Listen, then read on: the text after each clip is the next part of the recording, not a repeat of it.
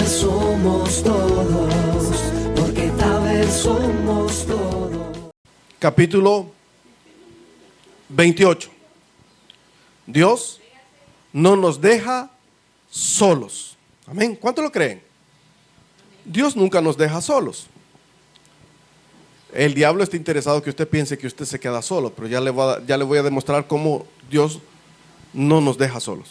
Mateo capítulo 28, verso 20 dice así: enseñándoles que guarden todas las cosas que os he mandado. Y he aquí, yo estoy con vosotros todos los días hasta el fin del mundo. Amén. Repítalo por favor conmigo.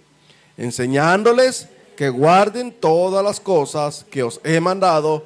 He aquí, yo estoy con vosotros todos los días hasta el fin del mundo. Amén. Señor, háblanos al corazón, te lo pedimos. Háblanos a cada uno de nosotros en esta mañana, en esta tarde, Señor. Y permítenos ver que nunca tú nos has dejado solos, porque tenemos al Espíritu Santo en nuestras vidas.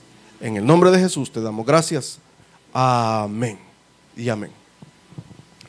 Amados, Dios nunca nos deja solos. Jamás. Él no nos deja solos. Porque dice, no los dejaré solos, estaré con vosotros hasta el fin del mundo. La palabra aquí es tiempo. Porque el mundo tiene su fin. El mundo va a llegar un momento en que el cielo y la tierra pasará, dice, ¿verdad? Y ya no habrá más memoria del cielo y de la tierra. Pero la palabra aquí es hasta el fin del tiempo, hasta el fin de los tiempos. Significa que Dios siempre va a estar con nosotros. El que está interesado, que usted piense que está desamparado, que está en completo abandono, es el maligno. Él está completamente interesado en eso. Y hay momentos en su vida en que han habido esas ocasiones tan difíciles y tristes en que usted se ha sentido solo. ¿Cuántos se han sentido solo alguna vez? Usted se ha sentido solo. Déjeme decirle que si usted ha conocido a Jesús como su Señor y Salvador, usted nunca puede estar solo. Porque dijo el Señor en Juan capítulo 14, verso 18, no los dejaré huérfanos. Él no nos va a dejar huérfanos. Y ha enviado a ese Consolador que es el Espíritu Santo que mora en usted. Cuando usted abre su corazón y recibe a Jesús como su Salvador, el Espíritu Santo toma posesión de su vida. Entonces usted ya no está solo. Y esa treta del diablo que hace que las personas se sientan en esa tremenda soledad, en esa tremenda ausencia, es lo que el maligno quiere, que usted manténgase ocupado en esa situación difícil. Fíjese que en Japón hay un bosque donde las personas van a suicidarse, hermano. Solo para eso van, solo para suicidarse, por la tremenda soledad en que ellos viven. Acampan, ponen su tienda de campaña solamente para esperar el momento oportuno para quitarse la vida. Estamos hablando de un país de primer mundo, hermano, donde tienen todo, tecnológicamente lo tienen todo. Pero estamos hablando en que el dinero, las riquezas y las posesiones no lo son todo. Porque hay personas que han tenido mucho dinero. Usted hace poco vio ahí que se murió el señor que se llamaba Prince. ¿Se acuerda? Aquel cantante. Murió, hermano, por una sobredosis. El otro señor que murió también es Robin Williams. También. Y tenían bastante dinero, hermano. Pero el dinero no lo es todo. Porque la palabra de Dios nos dice, ¿de qué le sirve al hombre ganarse todo el mundo si perdiere su alma? ¿De qué le sirve? El dinero no compra felicidad. El dinero no compra compañía. No lo compra. Puede comprar un momento de alegría y todo, ¿verdad? Este muchacho Justin Bieber, los grandes relajos que hace. Y es un momento. Pero eso lo hacen porque hay una soledad terrible en el corazón del hombre. Y el corazón del hombre está diseñado con un vacío que solamente Dios lo puede llenar. Y cuando usted recibe a Jesús, ese vacío es llenado. Es completamente tomado posesión por el Espíritu Santo de Dios. Entonces, nosotros debemos de hacer eso. Mire, la soledad produce algo. la soledad produce angustia, produce desesperación, le da melancolía. ¿Qué es melancolía, pastor? Le dan ganas de llorar, pues. Hay momentos que usted se siente llorón, ¿verdad? O llorona. Y usted es que me siento solo. Y usted canta igual que estoy solito. ¿Ah? Se pone a cantar como esos que salen en las caricaturas, ¿verdad? Porque el maligno quiere que usted piense que está solo. Ese es el trabajo de él. Destruir, defraudar la obra que Dios está haciendo en su vida. Eso es lo que él quiere. Él quiere destruir todas aquellas cosas buenas que Dios está haciendo. Y usted se siente así porque es uno de los productos que ocurrieron de la naturaleza caída del hombre. Porque cuando el hombre escuchó al diablo, escuchó a esa serpiente astuta, perdió su relación con Dios. Y el pecado me separa de Dios y hace que yo me sienta solo. ¿Y qué hizo el hombre? Se hizo unos delantales, ¿verdad? Y ni coser podía, hermano. De higuera se los hizo, de hoja, ¿va a creer usted? Ni coser podía. Hasta para eso éramos inútiles, ¿verdad? ¿Se puede imaginar? Que ni para cubrirse, ¿verdad? Y Dios en su eterna misericordia siempre interviene para ayudarnos a nosotros. Porque Él está interesado en tener una relación personal con cada uno de nosotros. Una relación personal, una relación estrecha con cada uno de nosotros. Pero nos deja ciertas recomendaciones a cada uno de nosotros que debemos de tomarlas en consideración. Porque algunos dicen, es que el Señor no me oye. Sí, pero ¿por qué no le oye? Es que el Señor a mí no me hace caso y aquel sí. Bueno, el Señor es soberano para hacer las cosas como a Él le plazca, porque Él, por sobre todas las cosas, Él es soberano, Él es Dios. Y mire lo que dice el Señor en su palabra: enseñándoles que guarden todas las cosas que os he mandado. Eso no lo podemos hacer. Y la palabra de Dios, si usted lee la Biblia, se va a dar cuenta que todo es obediencia. Todo es obediencia. Al hombre le dijo, de ese árbol no lo tocarás. Ni tan siquiera lo tocarás. ¿Y qué hizo el hombre? No lo tocó, se lo comió. Si es que así somos, hijo, eso no. Y usted dice, ¿por qué, pues? ¿Por qué no, pues? Porque le va a ir mal, hombre. Si el Señor ya sabe que nos iba a ir mal, si nosotros comíamos eso, nos íbamos a separar de Él. Y hay un mandato, y ese mandato dice, enseñándoles que guarden todas las cosas que yo os he mandado. Al Señor Jesús lo quisieron agarrar los fariseos. Y le dijeron, dinos cuáles son los grandes mandamientos que debemos cumplir nosotros.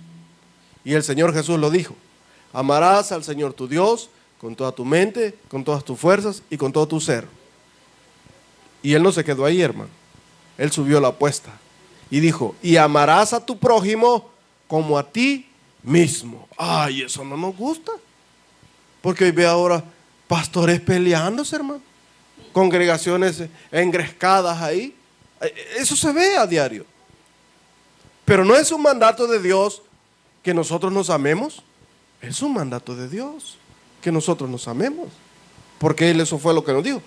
Y que cumplan, que guarden mis mandatos, los que yo les he enseñado. Jesús no vino a abrogar la ley. Jesús vino a que la ley se cumpliera. Y la ley todavía está vigente, hermano. A esta fecha todavía está vigente. Porque dice que hasta que no pasará ni una jota, hasta que el cielo y la tierra pasaren. Y la tierra y el cielo todavía está aquí. O sea que la ley está vigente. Entonces, ¿qué debo de hacer? Debo de guardar esos mandamientos. Pero usted se ha preguntado en esos momentos de angustia, ¿dónde está Dios? ¿Verdad que se ha preguntado? O solo a veces a mí me ha ocurrido y yo me he puesto a pensar, Señor, ¿y qué pasa aquí? ¿Por qué me has dejado solo? ¿Verdad que sí? Usted se ha preguntado. Y todos nos hemos hecho esa misma pregunta.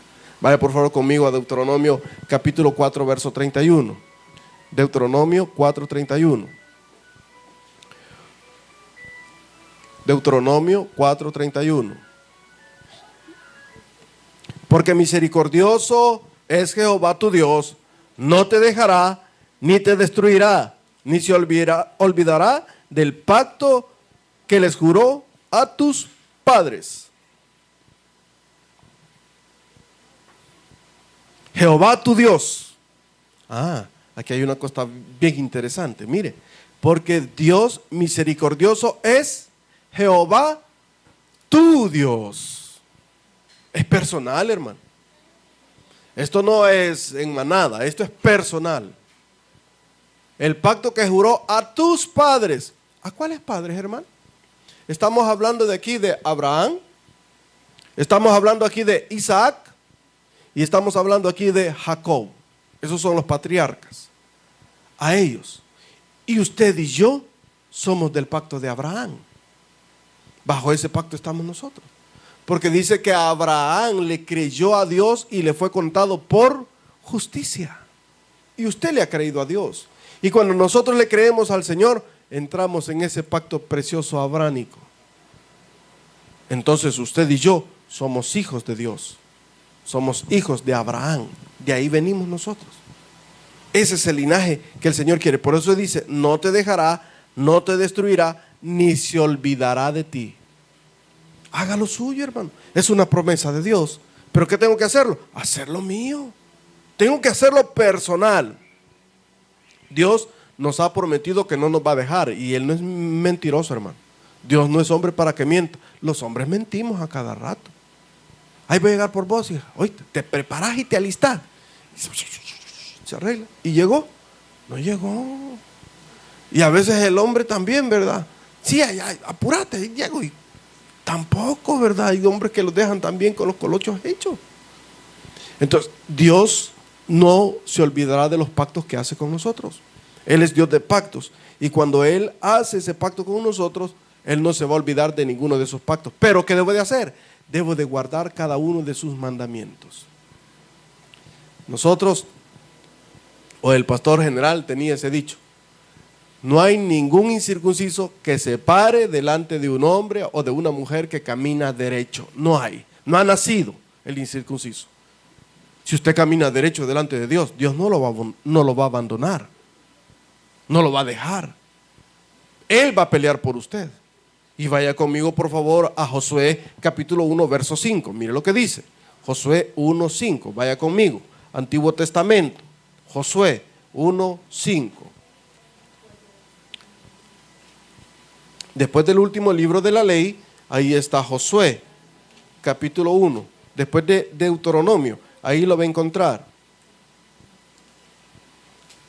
Josué, capítulo 1,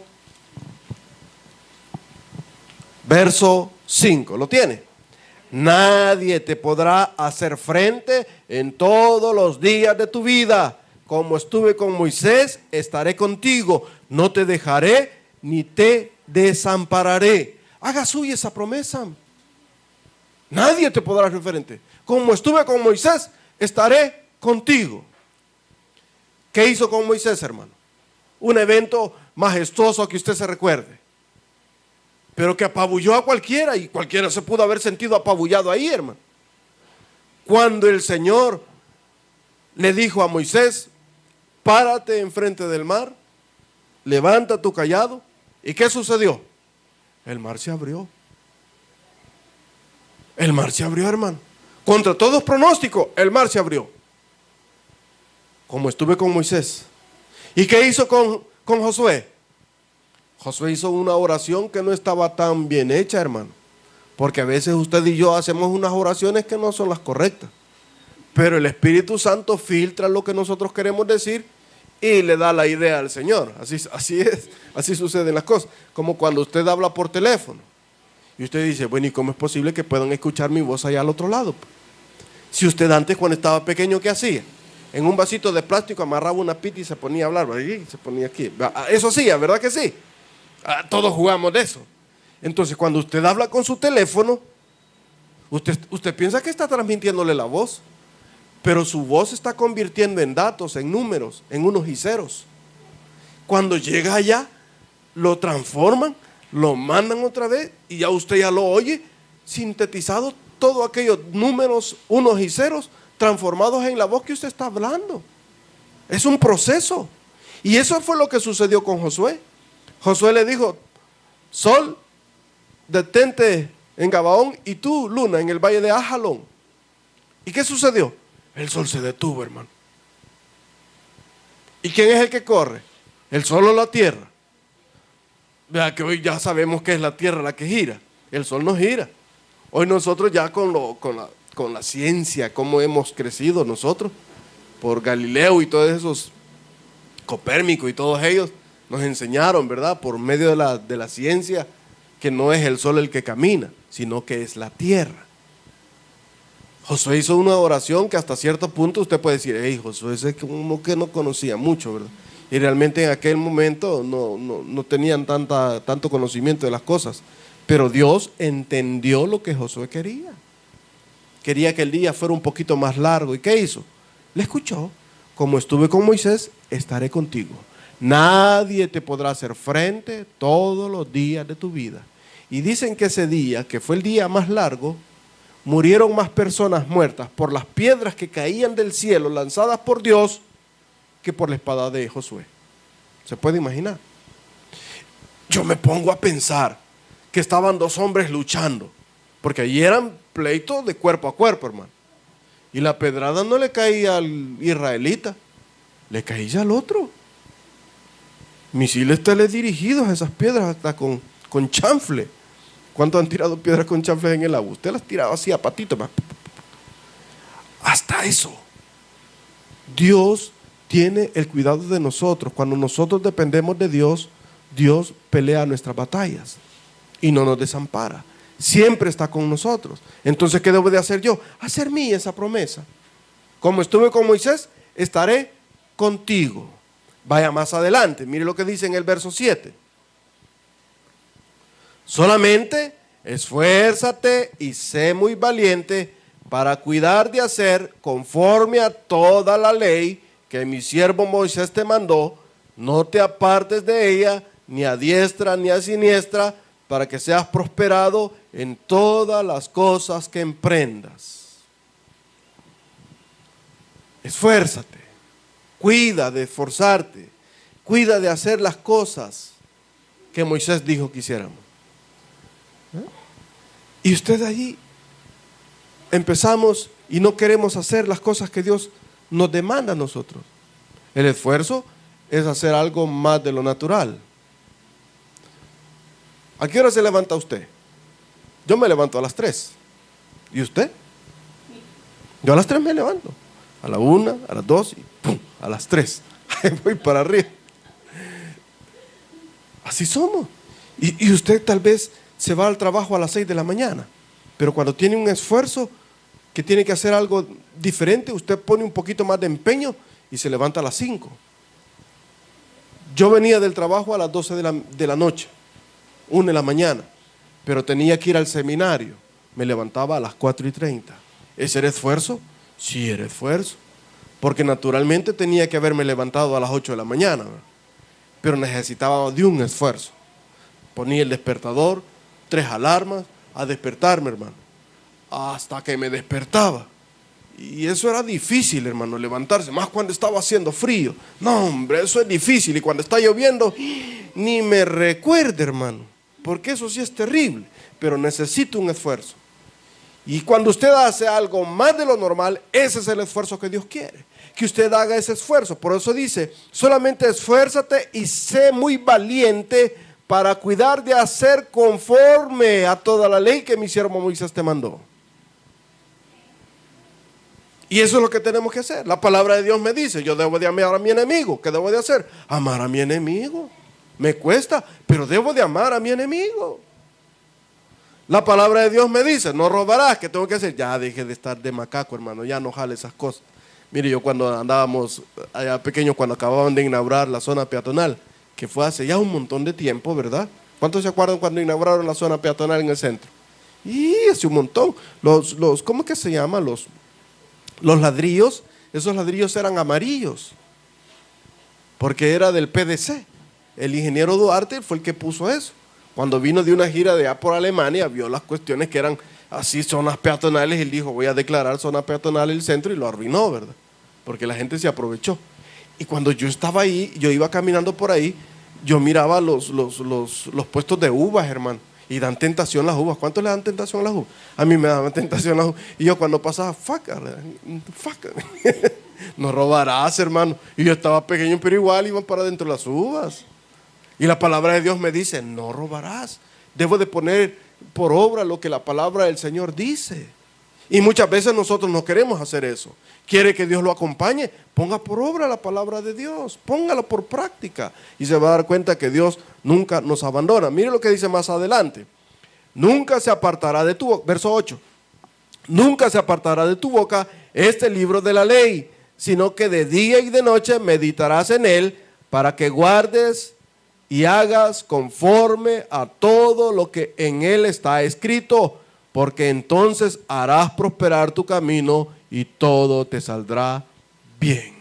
¿A cuánto nos gustaría que todas las cosas que nosotros emprendemos sean prósperas? ¿Verdad que sí? A todos, ¿verdad? ¿A cuánto nos gustan de que cada vez que yo voy a emprender algo, esa sea algo, pero que salga como yo quiero, pues de película? ¿Verdad que sí? A todos. Entonces la palabra de Dios me da esa clave.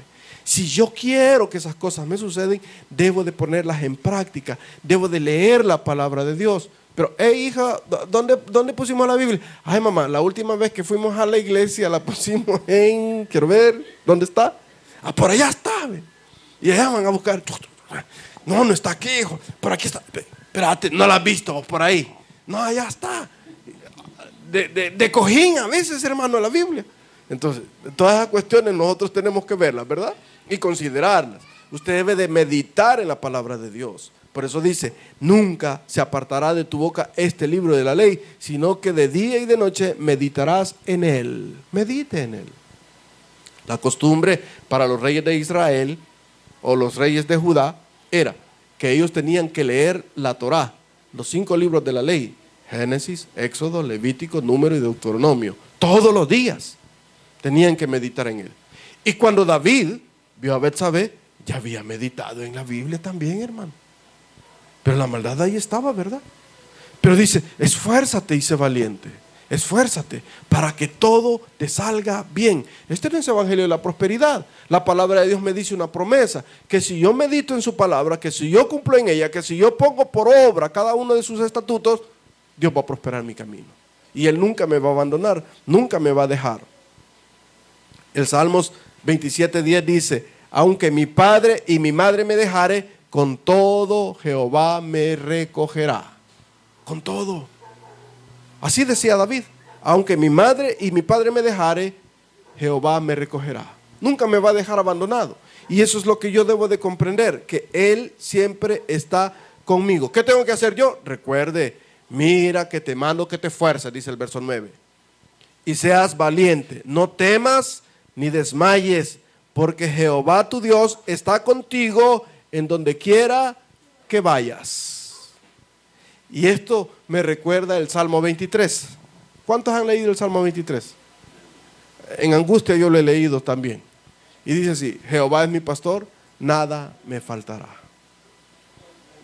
Y empieza ahí tan precioso, en delicados pastos me llevará, aunque ande en valle de sombra de muerte, tu vara y tu cayado me infundirán aliento. ¿Por qué? Porque estamos confiados en que Dios es el que pelea nuestras batallas. Cuando yo confío eso y pongo mi confianza en Dios, entonces sé que Él nunca me va a abandonar a mí. Él nunca me abandona, porque yo puedo confiar en Él. A pesar de sus problemas, a pesar de las circunstancias que usted tenga, a pesar de las tormentas que estén pasando por su vida, Dios siempre está con usted. Vaya conmigo, por favor, a Marcos capítulo 4, verso 35. Nuevo Testamento, Marcos 4, 35.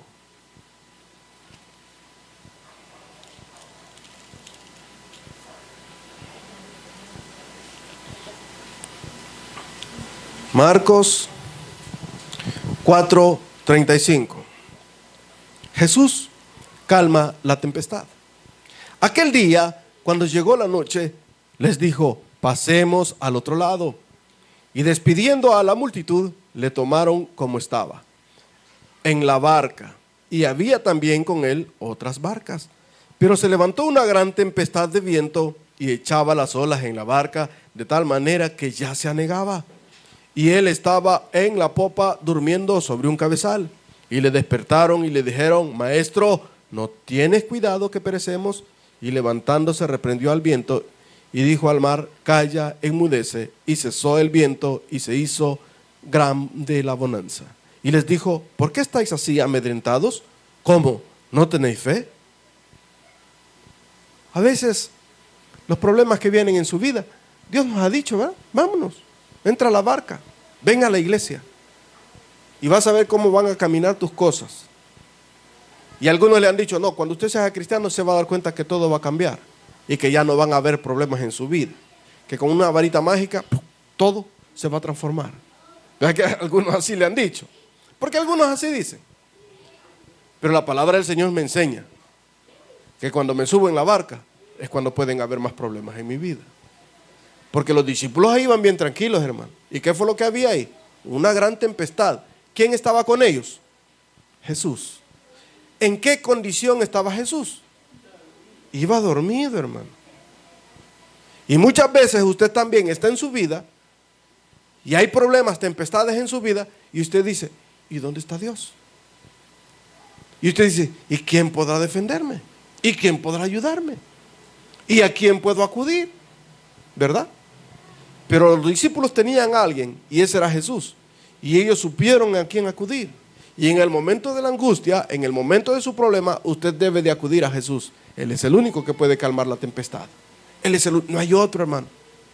Porque a veces las personas: yo te puedo echar la mano. Ah, sí, me vas a echar la mano. ¿Y después qué me vas a querer echar encima? Porque algunos así son. Tenga cuidado.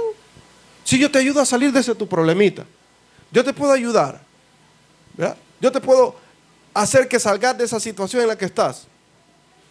Eso puede suceder. Puede suceder en la vida de cada uno de nosotros. Pero después, ¿sobre qué van? ¿Verdad? Porque algunos así son interesados. Pero Dios no tiene ningún interés sobre nosotros. Y el Señor Jesús les dijo: ¿por qué teméis, hombres de poca fe? ¿Por qué estáis amedrentados? ¿Cuántos se han sentido alguna vez amedrentados?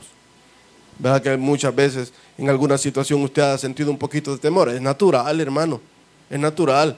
Si el valiente va a la batalla, pero con temor, no es porque no tenga temor. Si usted ve las grandes batallas de la Segunda Guerra Mundial, ahí dicen los hombres: no, teníamos temor, pero tenemos que hacer el trabajo que se nos había encomendado hacer, ¿verdad? Y el temor ahí estaba. Pero estos hombres estaban temerosos a sabiendas que Jesús estaba con ellos. Y muchas veces usted está en la barca, está en la iglesia y los problemas vienen a su vida. Pero ¿a quién tenemos que clamar? A Jesús. Porque es el único que puede calmar la tormenta que hay en su vida. No hay otro, hermano. A cualquier problema Jesús es la única solución. No hay otro. Entonces debemos de aprender a confiar en Él. Fíjese que en la capilla naval de Anápolis, en Maryland, ahí está una imagen del apóstol Pedro. Y la oración que se evoca ahí es: Señor, sálvame. Esa es la oración que está ahí. ¿Por qué le digo esto? Porque fíjese que cuando el Señor Jesús iba caminando en el mar de Galilea, todos sus discípulos estaban pendientes de Él, ¿verdad? Y cuando le vieron venir, dice que tuvieron miedo porque pensaban que Él era un fantasma. ¿Cuántos han escuchado ruidos en su casa a veces en la noche? ¿Cómo se ha sentido usted? Uy, usted, ¿qué es eso? ¿Verdad que sí? Usted te exhorta, que pone usted ahí, ¿verdad? ¿Alguna vez usted ha sentido miedo cuando oye eso? Amada, a veces son las láminas que truenan, la madera que truena por la temperatura. A veces, ¿verdad? No, pastor, pero es que hizo y que sí, jalan la silla, me tiran el bafle y usted empieza a decir un montón de cosas, ¿verdad? Sí, usted empieza como que es esas películas de terror que a veces usted va a meterse a ver al cine. Y usted se siente amedrentado. Y los discípulos estaban así, amedrentados. ¿Y qué fue lo que hizo este gran hombre de fe? Que muchas veces nosotros lo criticamos. El apóstol Pedro lo criticamos porque es el más rápido para hablar, el más contencioso para decir las cosas, el que saca la espada y le vuela la oreja al hombre. Siempre estamos así. Imagínense que estaban en una reunión de oración y el apóstol Pedro ahí andaba con su machete, hermano. ¿Verdad? Y listo, ni lento ni perezoso a volarle la oreja al hombre, pulsudo. ¿Verdad que es tremendo lo que el apóstol Pedro estaba haciendo? Y lo criticamos por todas esas cosas. Pedro fue el que negó a Jesús. Pedro fue el que... decimos un montón de cosas del pobre Pedro. Pero entre los discípulos que estaban en esa barca, fue el único que tuvo el valor de sacar su pie del barco y empezar a caminar en el agua, hermano. Usted lo hubiera hecho. Hermana Ana, le hubiera dicho el Señor Jesús, ven. Y el Señor Jesús como a 10 metros de la barca va. Y si no puedo nadar, pues. Aparte de eso, no he traído el flotador de patitos para meterme al agua, pues. Usted lo hubiera dicho, ¿o no? Si todos en la naturaleza lo hubiéramos dicho. Porque los discípulos que estaban ahí lo comprueban, hermano. Los otros no se quisieron meter al agua. Pero Pedro sí se metió. ¿Qué es eso? Confianza. ¿Por qué? Porque Jesús estaba ahí. Y empezó a caminar sobre el agua. Cuando tenía sus ojos puestos en Jesús, él caminó sobre el agua. No se hundió. Cuando apartó su mirada de Jesús y les dijo a los muchachos, hey muchachos, miren, ve, yo puedo caminar como el maestro. Se dio cuenta que había una gran tormenta ahí, hermano. ¿Y qué pasó? Se empezó a hundir. Y él acudió de manera inteligente, Señor, sálvame. En el momento que usted sienta que el agua ya le está llegando por aquí, o antes de que le llegue ahí, usted dígale, Señor, sálvame. Pero muchas veces nosotros le decimos al Señor, sálvame, hasta que ya no podemos ni pronunciar palabras, que ya tenemos el agua hasta la nariz, ¿verdad? No, hay que ser inteligente. Cuando el agua ya le llegue a la rodilla o a los tobillos, usted diga, ay Señor, me estoy hundiendo, ayúdame. No esperemos a que la situación se vuelva más complicada, ¿verdad? Y el Señor dice que extendió su mano y le dijo, ¿por qué dudaste? Eso fue lo que le dijo. Le extiende la mano y lo salva y le dice, ¿por qué dudaste? Si bien ibas, pues, si ibas bonito caminando. El problema es que te pusiste a ver al mundo, viste a tus alrededores. Yo no te dejo solo, siempre estoy contigo, pero te hundiste porque apartaste tu mirada de mí. Por eso te hundiste. Y el mundo te absorbe, el mundo te destruye. ¿Y qué tal si el Señor no le hubiera extendido la mano? Te voy a dar una lección para que aprendas. Allá te veo, Pedro. Hubiera sido más difícil, ¿verdad? Pero dice que inmediatamente le extendió la mano y lo sacó. Y si a estos grandes hombres de guerra en Maryland les han puesto ese ícono, esa imagen del apóstol Pedro exclamando, Señor, sálvame, es porque usted y yo, como ellos, algún día van a naufragar. Vamos a tener problemas en nuestra vida. Y tenemos que saber que Jesús siempre está dispuesto a hablarnos, a escucharnos, a tender nuestra mano para rescatarnos a cada uno de nosotros. Dios es un Dios de oportunidades. Siempre hay una oportunidad para usted. Hay algunos malos cristianos que no va. Este se murió. Matémoslo. No, Dios no es así. Dios siempre está dispuesto para ayudarle, para defenderlo, para socorrerlo, para auxiliarlo. Siempre está ahí. Sabemos que Jesús nunca nos abandona en cualquiera de las crisis que nosotros nos encontremos. Las crisis, hermanos, son oportunidades para que Dios se manifieste en su vida y para que le demos una gloriosa victoria. Esa es la crisis. El problema que usted está pasando ahora, la situación difícil que usted está pasando, déjeme decirle que es una oportunidad para que Dios se manifieste. Y hay personas que han pedido, Señor, dame más fe.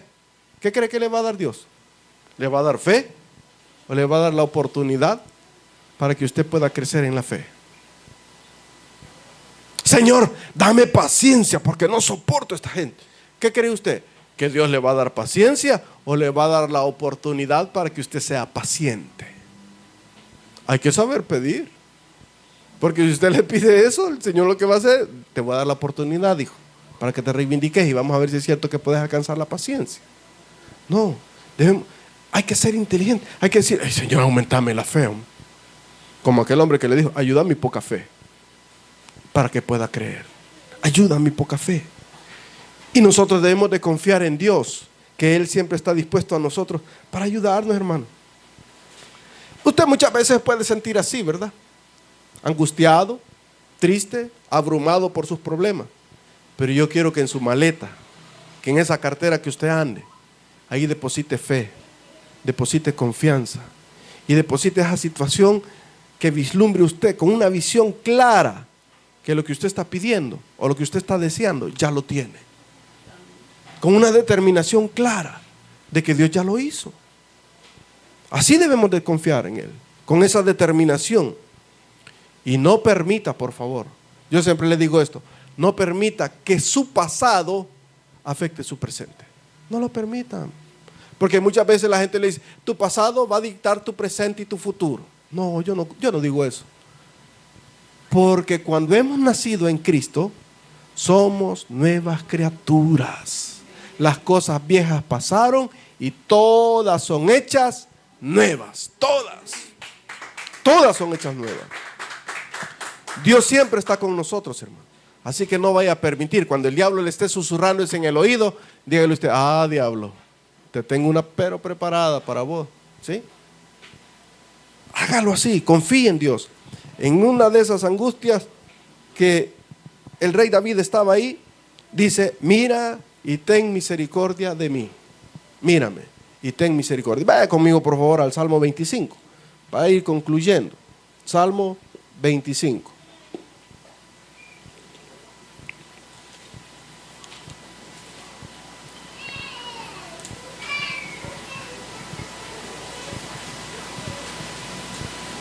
Amén. ¿Lo tiene? Salmo 25, verso 16.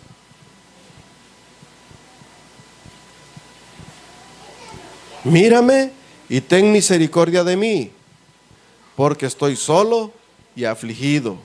Las angustias de mi corazón se han aumentado. Sácame de mis congojas. Mira mi aflicción y mi trabajo y perdona todos mis pecados. ¿Cuántos dice, hermano? Todos. A mí me gusta cuando el Señor se pone totalitario. Porque cuando yo voy delante de Dios y le pido perdón por mis pecados, yo sé que Él me los va a perdonar. La palabra de Dios dice que Él es fiel y justo para perdonar nuestros pecados si nosotros los confesamos. Él es fiel y justo. Así que si usted se siente como David, que estaba en esa angustia, que se sentía solo, que estaba amedrentado, la misericordia de Dios lo puede alcanzar a usted ahora si usted confía en Dios. Esa misericordia preciosa que siempre está dispuesta para ayudarnos. El corazón de Dios siempre lo comparamos con el corazón de la mamá, siempre está dispuesto a ayudarnos. A veces a regañadientes, pero ahí va la señora, va, pues toma, ve. Si así son, hermano. Y siempre andan cutachando, ahí siempre tienen guardado. Y yo las molesto porque así son. La misericordia es así. La misericordia de Dios es así. Él siempre está dispuesto a ayudarle a usted, siempre y cuando usted confiese su pecado. Además, si no ya lo vio Dios, pues ¿de dónde viene? Pues? ¿Usted cree que se le puede esconder a Él? No, hermano. Nos podemos esconder del hombre, pero de Dios, a Dios no lo podemos engañar. Por eso dice el salmista, es precioso cuando dice, tu misericordia y tu bondad. Esa misericordia y bondad siempre va a estar con nosotros, porque Él dijo, no los dejaré solos, estaré con ustedes hasta el fin del mundo. Vamos a orar. Padre, gracias te damos, Señor, por tu palabra. Gracias, Padre Santo, porque tú perdonas nuestros pecados, nos limpias, Señor, de toda maldad. Amigo que me escuchas, si tu corazón tiene un vacío que solo Dios lo puede llenar, trae tus cargas a Él, arrepiéntete de tus pecados y recibe a Jesús como tu Señor y Salvador. Este es el oportuno socorro para tu vida.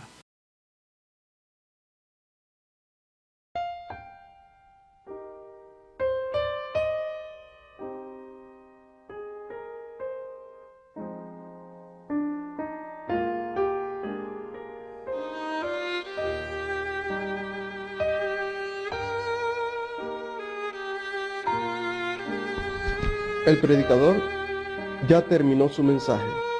Recibe a Jesús como tu Salvador personal ahora. Invócale de esta manera. Señor Jesús, Yo te recibo hoy como mi único y suficiente Salvador personal.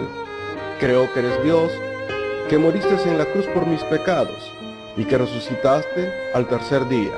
Me arrepiento, soy pecador, perdóname, Señor. Gracias doy al Padre por enviar al Hijo a morir en mi lugar. Gracias, Jesús, por salvar mi alma hoy. En Cristo Jesús, mi Salvador. Amén.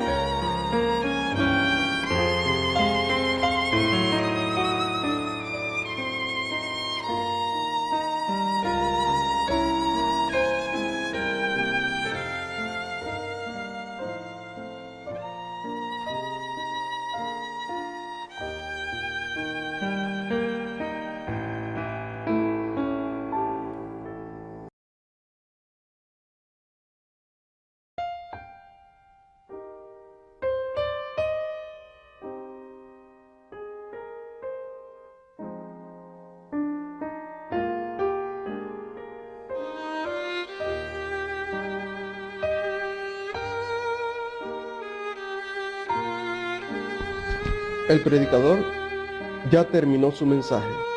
Recibe a Jesús como tu Salvador personal ahora. Invócale de esta manera. Señor Jesús, yo te recibo hoy como mi único y suficiente Salvador personal. Creo que eres Dios, que moriste en la cruz por mis pecados y que resucitaste al tercer día.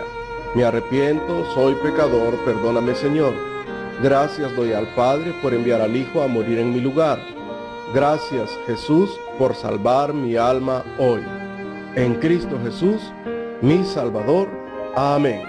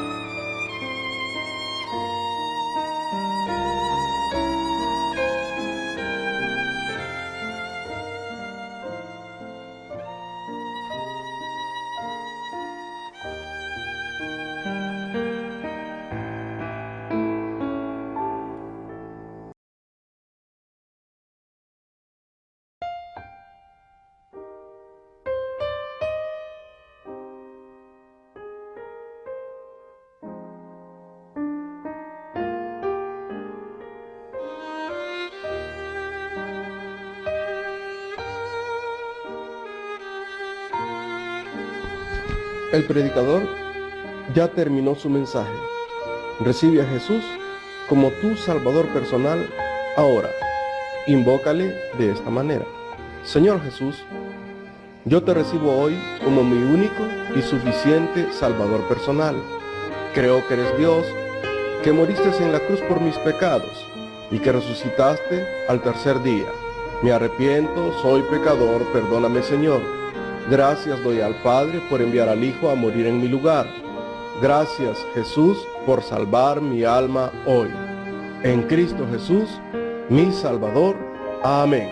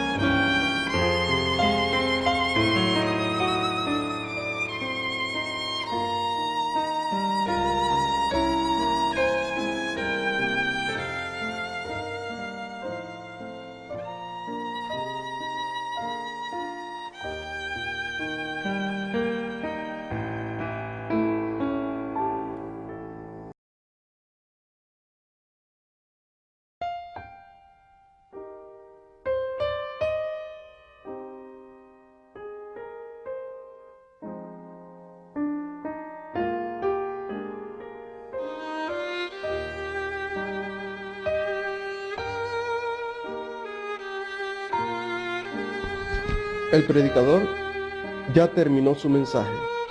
Recibe a Jesús como tu Salvador personal ahora. Invócale de esta manera. Señor Jesús, yo te recibo hoy como mi único y suficiente Salvador personal.